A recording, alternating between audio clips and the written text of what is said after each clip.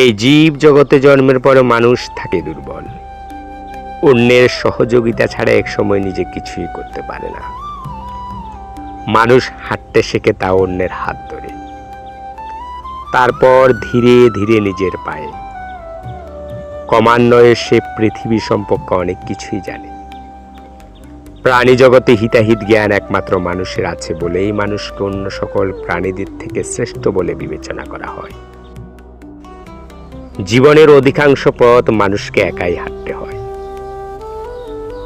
কারণ মানুষকে শক্ত করে তোলে তার নিজের চেষ্টা, নিজের সিদ্ধান্ত, নিজের সংগ্রাম। তবু পৃথিবীর বাস্তবতা হলো কোনো মানুষ সম্পূর্ণ একা নয়।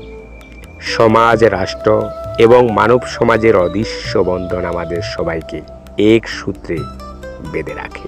কখনো এমন সময় আসে যখন দুর্যোগ, দারিদ্র্য, অসুস্থ বা অন্যের আঘাতে একজন মানুষ নিজের শক্তিটা আর দাঁড়াতে পারে না।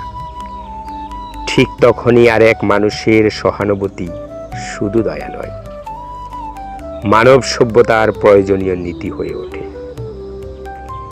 এ কারণেই পৃথিবীর সব সভ্যতা মানুষে মানুষে সহযোগিতার কথা বলে। কারণ কোনো সমাজ টিকে থাকতে পারে না যদি শক্তিমান দুর্বলকে একা ফেলে দেয়। মানুষ প্রায়ই শক্তির গর্জন খোঁজে বাহিরের পৃথিবীতে, ক্ষমতা, অস্ত্র বা প্রভাবের মধ্যে, কিন্তু আসল শক্তির গর্জন জন্মায় মানুষের ভেতরে।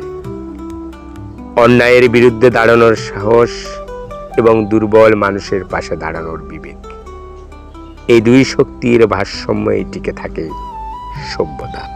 একদিকে নিজের পায়ে দাঁড়ানোর সাহস, অন্যদিকে বিপদে মানুষের পাশে দাঁড়ানোর মানবতা। কারণ শেষ পর্যন্ত মানুষের সবচেয়ে বড় পরিচয় তার ক্ষমতা নয়, তার সহমর্মিতা। আর যে সমাজ মানুষকে একা ফেলে দেয় না, সেই সমাজে সত্যিকার অর্থে মানব সভ্যতার আলো বহন করে।